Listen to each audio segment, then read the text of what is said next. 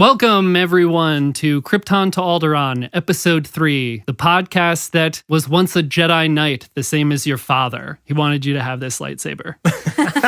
Also, I murdered several He murdered all the children.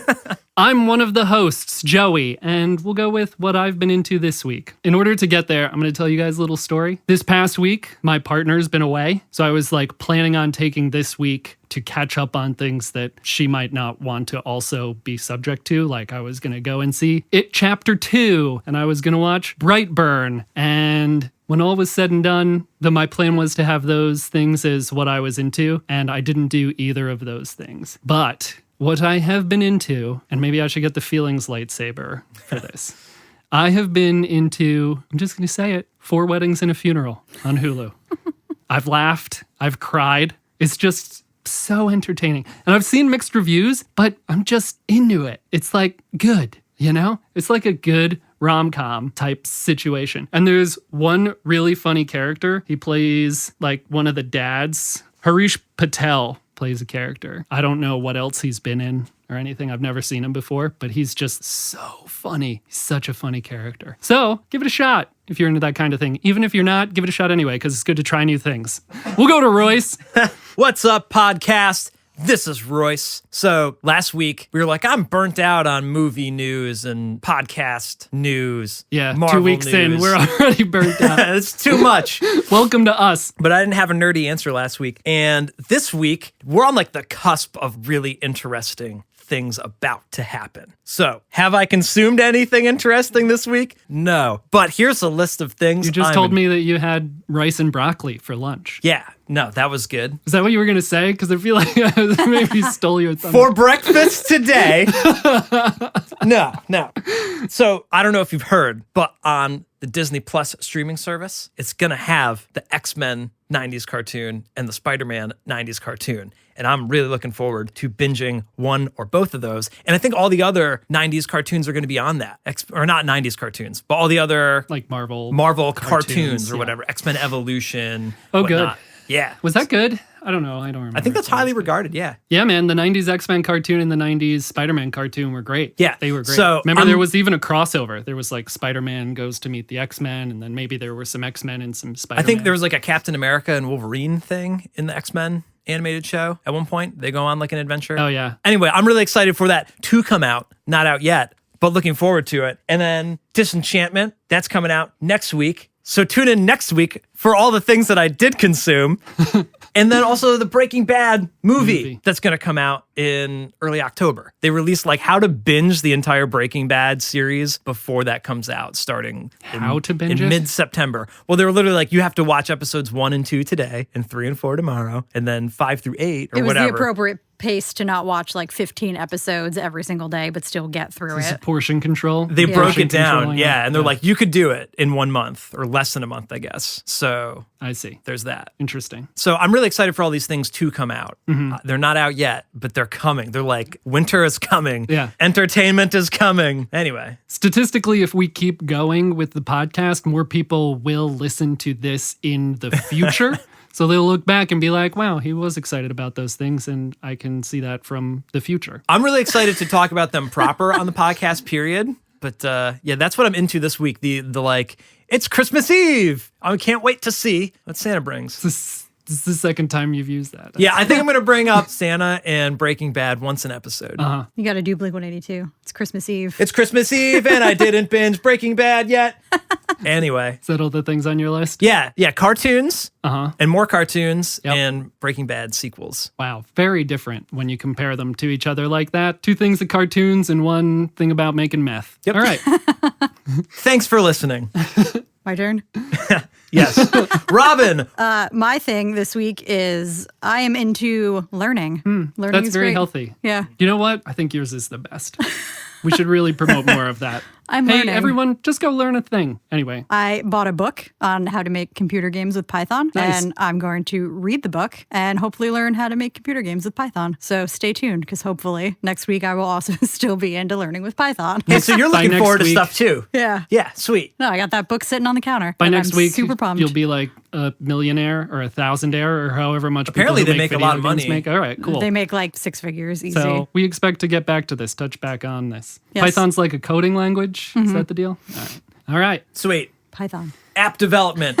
Yes. What was my thing? Oh, romantic comedies, app development, cartoons, and meth. You We're know all what? over the We're all map. people. Yep. You know, we're all just people. All right, let's get into news. So we're going to start with this, and this is like something I'm afraid of because it's a trap of there being news about this thing every week, which I just don't like. I don't want the same thing to come up every week in a slightly different way because I think it's just like studios trying to get attention. But anyway, I'm gonna News has give to talk about the studios weather every attention. day, whether you you're like it or It's not. just like the friggin' weather trying gonna to rain get again. attention. Anyway, there is Spider-Man MCU. It's a rumor. Sony has offered a new deal to Marvel that they're willing to give up 30% of Spider-Man movies and Venom movies to Marvel to keep, or Disney, whatever, to keep, them together. That's the rumor. It's like, it's been reported by a few different sites, so we'll see where it goes. I'd be surprised if it wasn't true. Now that D23 is over, they might feel like they can sort of go back to Kevin Feige and have a discussion without him being so caught up in having to prepare for D23 or having his people have to prepare for D23 or whatever happens. So anyway, I guess we'll continue to cover that, or, we could just wait until the decision is finally made. I think this solidifies the fact that it's a marketing thing. If you're like, there's another story about it every week in a row. Yeah. It's kind of a non-story. Yes. Should we just talk about non-stories? Yeah, this thing didn't matter, but it happened. I think that can be said for most of the things that we Probably say. true. Yeah, no, that's we should just retitle the podcast that. Does anyone else have any ideas about that? Is that it? Is it over? I think that's over for now.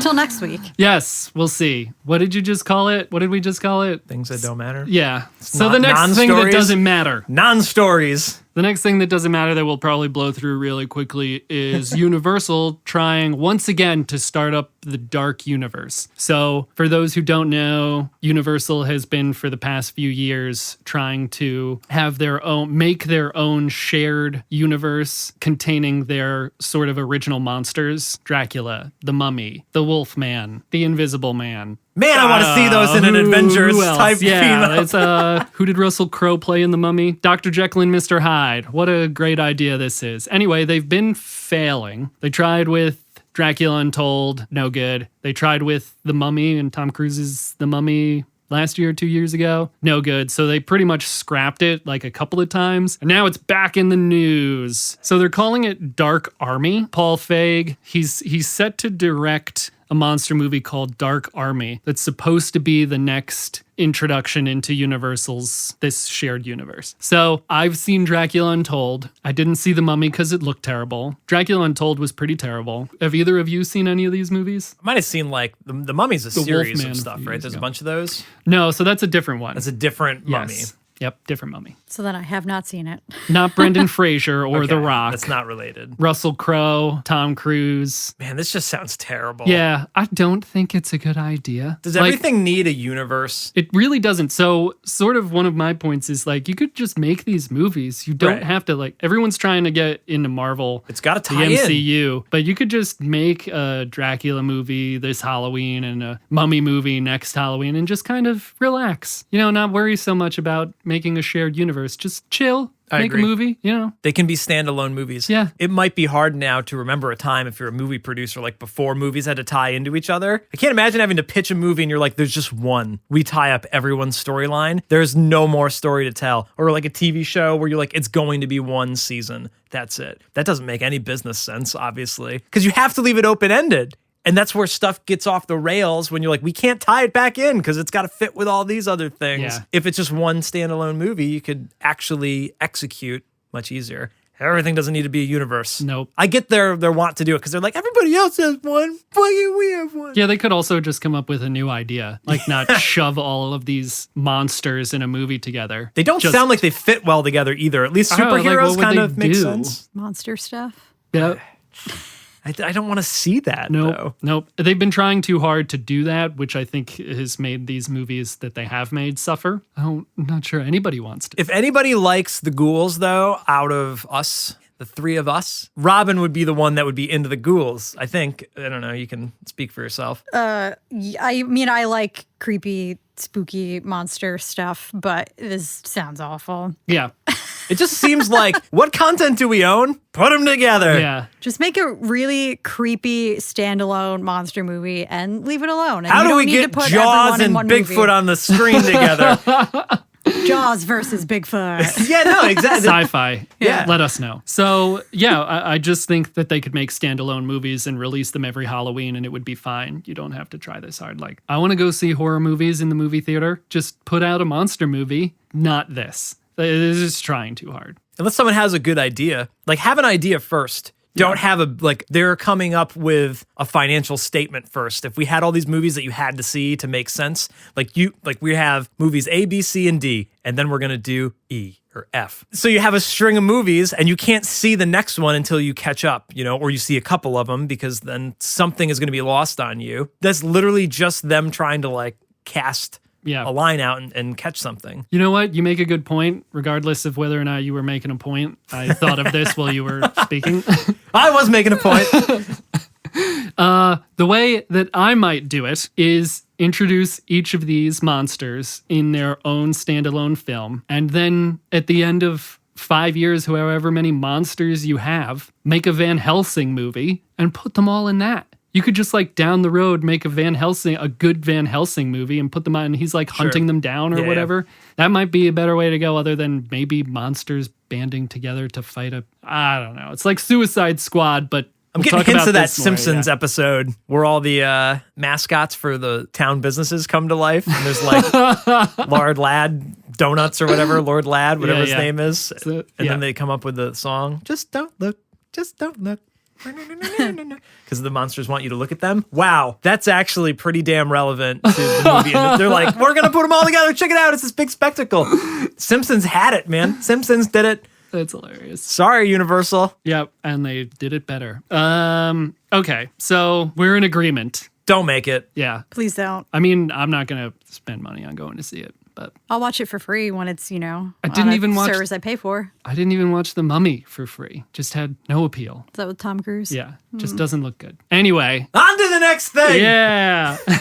The next thing is, so this week it was announced that Colin Trevorrow is making a short film, a Jurassic World short film that's going to premiere Sunday night on FX that takes place in between Jurassic World Fallen Kingdom and whatever the next one's going to be. 3. So have either of you seen Jurassic World Fallen Kingdom? Yeah. Mm-hmm. Okay. Dinosaurs get loose. The little clone girl releases all the dinosaurs and she's like, be free. yeah, I'm a clone and they're clones, so I'm setting them free. And that's the end. So now dinosaurs are out there in the world. It's truly a Jurassic World. So now we're getting this short film. Dinosaurs maybe attacking people. What do we think this is going to be? Is there anything about what this... Royce, you introduced this to me. I hadn't heard about this. So, did you receive full credit for this story. Did you see anything that talks about the story, what the storyline's going to be? I think...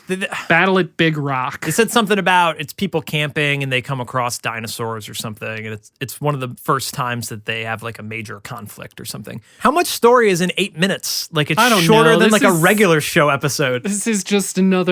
They said there was zero budget for it. That they were they'd filmed it in a weekend. It's 8 minutes. I don't know. I like the idea of it, though. It seemed to come out of nowhere. Yeah, it certainly did. I don't know. I mean, I guess this is a smart thing to do. Get people feed people this kind of stuff before the next movie comes out. Better so they than a stay trailer. Interested. They did something similar before Fallen Kingdom with all the promotional stuff with Chris Pratt and Bryce Dallas Howard, which to me, the promotional stuff that they did with those two and dinosaurs was more fun than the movie ended up being. Maybe this. I'm not really There's big not going to be fan of the anybody new in big glass balls. These Jurassic World movies have been not that great. It's very similar to what we were saying a couple of weeks ago about Terminator. Yeah. Not necessarily too dependent on the story at this point, but more Right. just like there are dinosaurs on a giant screen in front of me. It's and I will different just than the take original. my fucking money. It's not trying to like push a boundary. Maybe they're trying to, but it's not as iconic as the original Jurassic Park. Oh, it's just there's dinosaurs and it's Yeah. going crazy. There was a lot of commentary on the original Jurassic Park, like ethics and blah, blah, blah.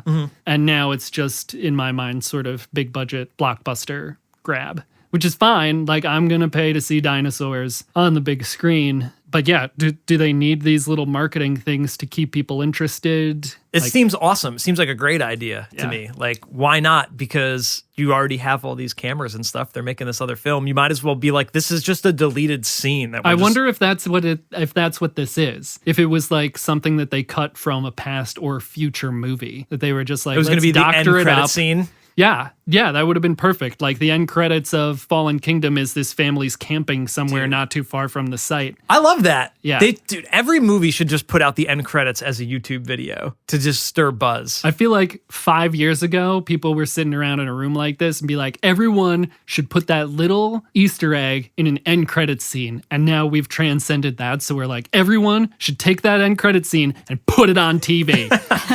And tweet it to everyone. Yeah. Like you said, like, how do you get the buzz going about the movie or the project? This is something different. I think it's cool. I'm kind of excited for it, even though we don't have TV. So I don't know how we're going to watch it. It's got to be put on YouTube. No, it's going to be the next day. immediately up. What do you think, Robin? You going to tune into FX? You going to get it FX Plus for all the Jurassic World content? No. I mean, if they put it on like YouTube, I'll probably watch it, but I think they need to stop. Well, they're not gonna. I know. It's just gonna be dinosaur movies. Well, we can talk about it next week and see if we're actually excited for Jurassic World 3 Yeah. or not. This may turn us around. They're good Although with trailers, I though. haven't really thought about it. Because you're like, whoa, look at that crazy thing. It's just like Terminator, like you said. Yeah. A lot of spectacle. Yep. On All to right. the next thing. So, okay, that's pretty much the bullshit. Now let's get into the bigger bullshit. I think it blew everyone's collective mind yesterday when James Gunn tweeted out the cast list for Suicide Squad. There's 24 people. 24 people, some of them returning characters from the first one, like Viola Davis returning as Amanda Waller, the government official who puts together the Suicide Squad. You've got the guy from the RoboCop reboot and The Killing returning as Rick Flag, who's sort of the team leader, I guess. Anyway, you've got some returning characters and you've got some new characters. But within the new characters, the new names on the cast list, some of them are very well known and some of them are extremely unknown. Some of them are sports stars and some of them are just, you ain't never heard of them ever. So it's a very interesting list. James Gunn also said, don't get too attached, which I think means that he's taking this in the direction of the Suicide Squad. Lots of them are gonna die. A lot of them die. So I don't know if you guys are familiar. I didn't see the Suicide Squad movie. Nope. I don't think you guys did. Okay, neither of you did. The way the Suicide Squad works is Amanda Waller and the government puts an exploding chip in the neck or brain of the members of the Suicide Squad. So if they go Try to against escape, her they orders, or they blow try you exactly, they blow your head up. So That's a little episode 1 for you. it could be it could be a little bit of that. Some characters might die of that, and some characters might just die from the mission. The premise of the first movie, I believe, is Amanda Waller putting together a team to stop Superman if he needs stopping, which just seems like a ridiculous premise. Like, you've got a woman with a baseball bat and a guy who Good can luck. shoot guns really well and a guy who throws boomerangs to stop Superman. I mean, they just didn't think about it, I guess. But anyway, so we've got James Gunn directing this one. We've got that cast list. We've got some new characters. King Shark is one of them. He's pretty great. I don't know. I don't remember the rest. But anyway, there's some characters there's some actors that we know who they're playing and there's some that we don't. And there's a lot of speculation out there, which I don't think we're going to get into. But we didn't see the first Suicide Squad movie. This is sort of a soft reboot where some of the characters are returning, but most of the characters are new. I don't think either of us were excited about this beforehand, even with James Gunn at the helm. But now, what do we think about this? And if they don't don't set it up this where if it's just a task force X to complete these dangerous missions that no one else want to complete, not just specifically having to fight off Superman, which is just ridiculous. They haven't released a plot though, right? That's no, this is all we know about it. Idris Elba, are we excited for it? When I asked that question, Robin's looking at the cast list that James Gunn tweeted and seeing Taika Waititi and immediately going, yes, she's excited. He's playing a wacky droid. I mean, he can do no wrong so far. Like, he hasn't really fucked up anything he's done. I think as soon as he pulls a Rian Johnson and completely fucks up Thor or he's just whatever. playing a character, though. Yeah. I think he's now at that level or point or whatever where you're just putting him in. He's a little salt and pepper. But he's great. He is very good. He's a very good With all director. these people, they're not like going to get screen time equally. Like, someone could show up for a second and go. He could be quirky for a minute or maybe the whole thing. There could be two groups and it's a mixture of known and unknown actors and they all get killed off or whatever. I'm very excited to see Jojo Rabbit. I think he directed and stars in that. She looks pretty great. Royce, if you're unfamiliar, we should watch the trailer. But anyway. That's the one I sent you where you're like, I don't get it. It's the kid whose imaginary friend is Hitler. Yeah, that one went way over my head. Apparently so the good. Hitler Youth was... Did anyone learn about this in school? I never learned about some of this There were stuff kids that in were school. groomed to be They were Nazis. Like, yeah. Did not know. But anyway, it looks good. I'm excited to see it, but I also think he's really great. I'm sorry if I interrupted you. That's fine. No, I'm excited. I'm excited for him, and I'm excited for Flula Borg, who is just amazing. He's funny. So I'm assuming his character is just going to be ridiculous and silly. And yeah, I hope he keeps his accent. Like, he's just him. that's kind of what I'm hoping. Is that the guy that's like a YouTube star? He's on Conan every now and then. Okay. He like makes How music. did he He's a find comedian. these? Like, where did James Gunn, how did he dig up some of the, like, how did he know? I think, dude, you just said it. You're like, is he a YouTube star? Like, they're picking pop culture icon people like Pete Davidson. He's going to be in it because he's popular, relevant, and it's probably going to just be off the wall. There's lots of different people and there's lots of like obscure comic book characters. Yeah, put them all in. And You might not even need some of them to be talent because they're just nonsense characters that you're going to kill off. Like we've talked about before on the show, some of these obscure characters are getting more of the stage light now, but you might just be introducing Polka Dot Man and Ratcatcher to get killed off, where you're going to keep around Rick Flag and Captain Boomerang. And Will Smith isn't in this. He played Deadshot in the first one. He isn't in this one, so it's unclear if they're bringing in another Deadshot or just dropping that character off completely. Do you think you'll have to see the first Suicide Squad? No. I think that they were very careful about that because the first one was not people just very well skipped it. received. So that's why this is sort of a soft reboot.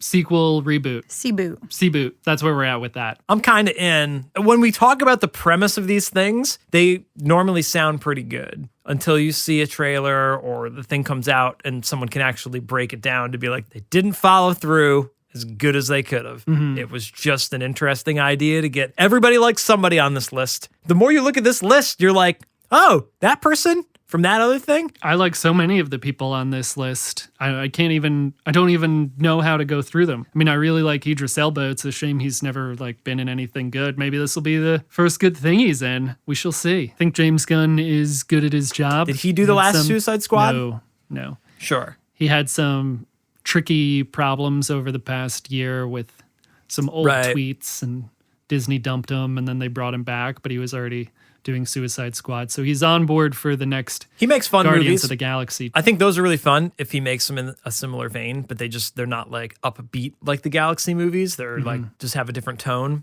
to fit DC. Okay. Yeah, but I think he did this, well, I don't know anything, but I think it seems like he could have done this in a good way where you can keep the level of darkness, insert some humor, but by keeping the level of darkness, you just have these expendable characters, which is what the Suicide Squad is all about. You sort of get it from the viewer standpoint of being like, oh, this is fun, and these characters who don't matter can just sort of disappear and new ones be brought on, and it keeps it entertaining. And from the comic book movie perspective, where you've named the movie The Suicide Squad and they're actually in there as tools of the government who doesn't care if they live or die because they're just villains. Yeah, that's an awesome. You're just aiming the weapon, more or less. Robin, are you excited? Did this make you excited, factoring out Taika Waititi and understanding that we never saw the first one, but it wasn't well received? I'm partially excited. I think based on the cast, it has the potential to be really good. They're going to have to do a lot of marketing to convince people that didn't care about the first one to care about this one, though. And I think this is the first seed in that. Cheeky tweet from the director who's already well received from other stuff. He tweets this out, don't get too attached. And you're like, ooh, these people are going to die. And he's like, whoa, look at all the people that are in it.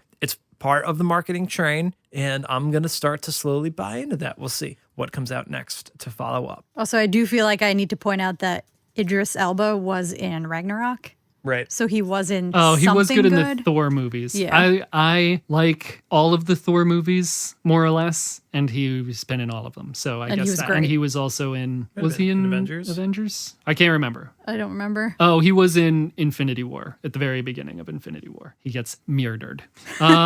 So the first Suicide Squad movie came out in 2016. It is now 2019. For those of you listening from the future or the past, it is now 2019. James Gunn's version doesn't come out until 2021. I think there's plenty of time for people to just forget really? about. Crazy. I feel like he might have have dropped this a little too early. I think that he dropped this maybe when the cast list was finalized, and they're going to start production. But now for the next possibly 2 years, we're going to be hearing about it. Yeah, exactly. Gives us content to talk about. Well, dude, think about from their perspective. They already have a script. You know what I mean? That's already in the bag, probably like 95%, you know? Mm-hmm. So, like you said, they have the cast list now. They can start talking about it. And he knows everything. So he knows who those people are going to play. And he knows what the characters end up doing or not doing. Living or not living. Squadding or not squadding. Yeah, production starts this month. So we have 2 years before we see a product. Probably 1 year and a little bit before we get a teaser or a trailer. I feel like we should say these things up front. You're so right. I think about that every week. It totally after I've already impacts how said I the care thing. about it. Yeah. Because then you're like, wait, 2 years? Like,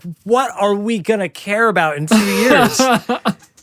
So you're like, currently now, I want to know more. Judging by the past like 30 years of my life, I'm going to be caring about the same stuff. So might be safe to say in 2 years, I'll be like, all right, I remember talking about this 2 years ago. The end. I mean, I know we'll still be interested enough to like comment on it, but the amount of other content coming out between now and then is just so much. So I wonder what the landscape of the industry will be then. Maybe there won't even be an industry. Look at all of these actors. Dun, dun, dun. There's just too many. Does Flula Borg act? Yes. He has an IMDb. Nathan Fillion. I also really like Nathan Fillion. Fillion from Firefly. Yeah. He's also voiced Green Lantern a few times. Maybe he'll play Green Lantern in the Suicide Squad movie. He's back. Maybe they'll be like, we need a squad to defeat Green Lantern. It's just like, stop going up against superheroes.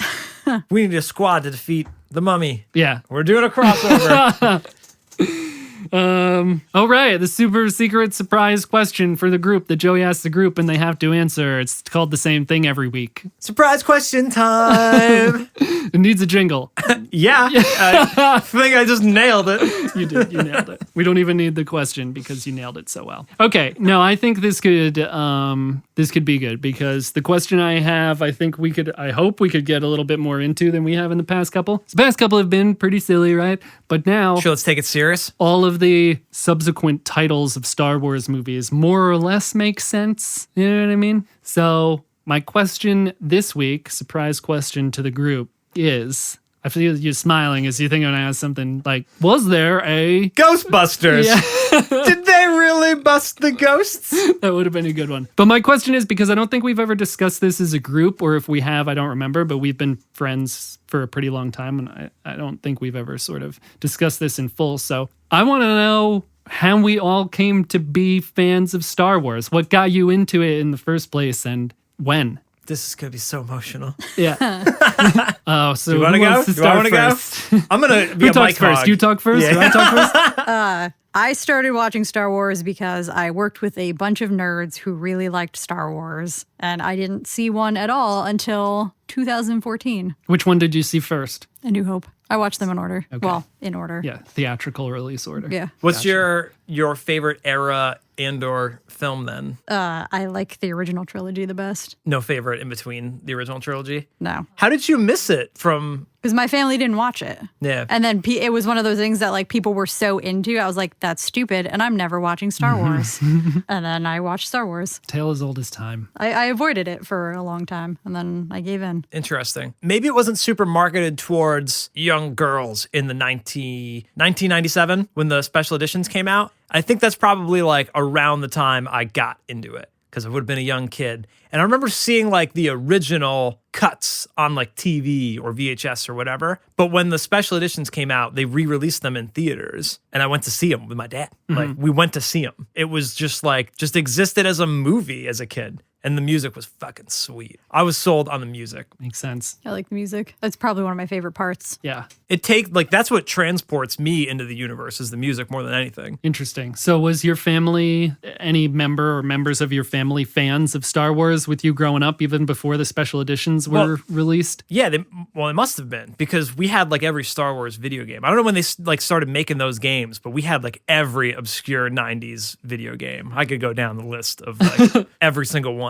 Probably my oldest brother, Rob, was definitely into it because it was around. But that re-release was like the hype, you know? Yeah. They're like, it's out now for a new generation. The same thing that's happening now. Like, there's another Star Wars for a new generation. And I don't think my dad's a super Star Wars like nerd. He's a little bit of a nerd, like hippie nerd kind of guy. But he was into it to some degree and was like, sure, we can go to see this together because I watched this like, back in my day. All right. What about your brother? Russ? No? Well, I guess we've discussed that. Yeah, Russ. Sorry, Rob. Russ. Huh.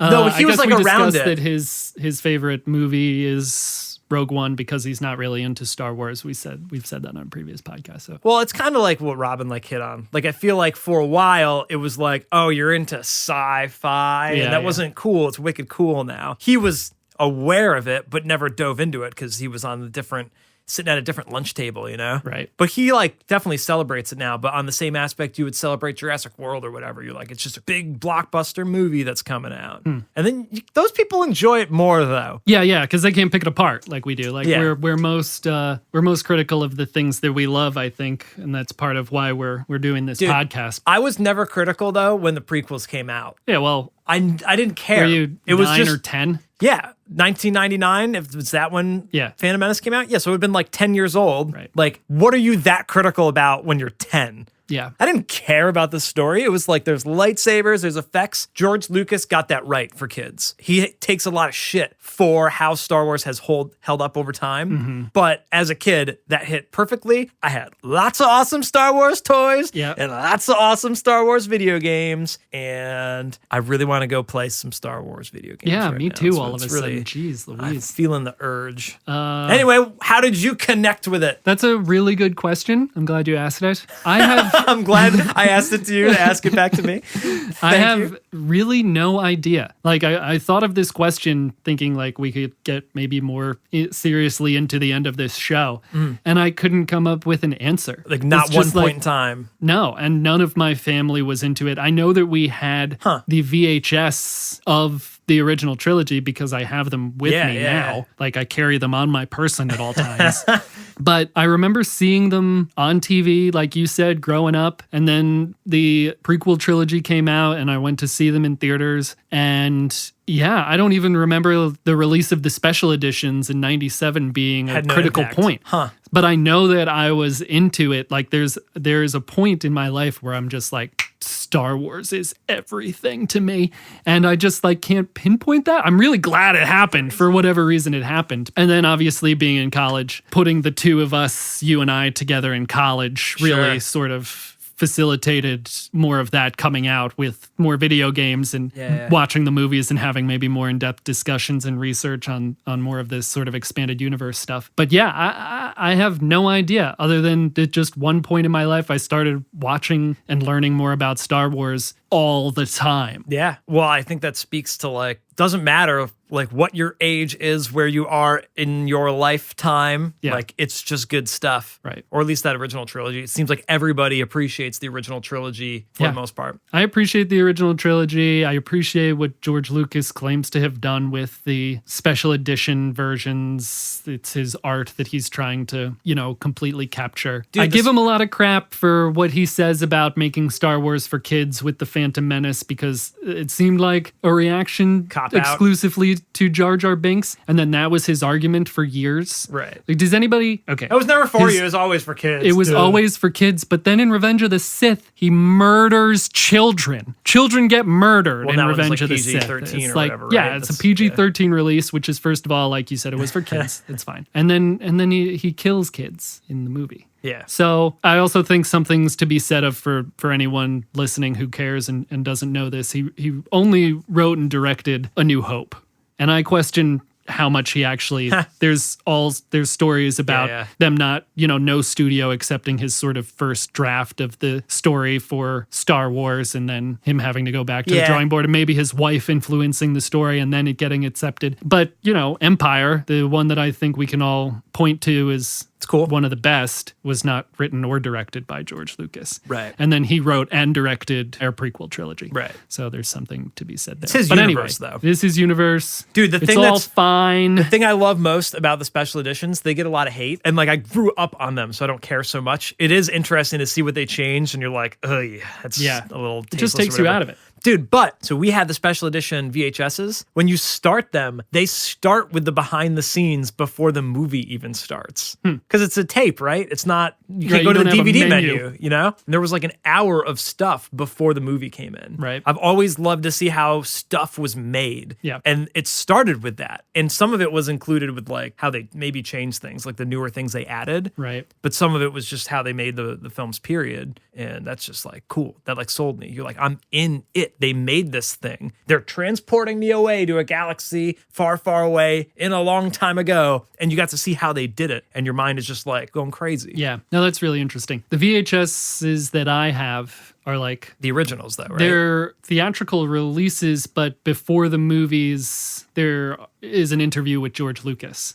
And he talks about his ideas, and maybe it's not each one, maybe it's just Star Wars that has the interview before it. But anyway, at least one of them has the interview with George Lucas before it, and he talks about the story. And he goes a little bit into his story continuing with the prequels. Like, whenever that interview was recorded, he already had an idea for Anakin's origin, which is just super interesting to watch. It puts a whole new sort of perspective on it. Like, even back then, the wheels were turning about making a prequel series of movies, which is just very interesting to hear. Hopefully the catalyst for that thought wasn't Jar Jar Binks, but maybe it was. But also, like I said, hey, go listen to Why We Love Star Wars by Kem Knapsack. He changed my mind a little bit on Jar Jar Binks. Also, that actor just went through some really terrible stuff, obviously, with like fan backlash. And he's that stinks. more recently come out with like his Took emotional 20 years state. to bounce back from it. Yeah. So that's really shitty. Everyone just leave everybody alone. Like, it's not his fault. Leave him alone.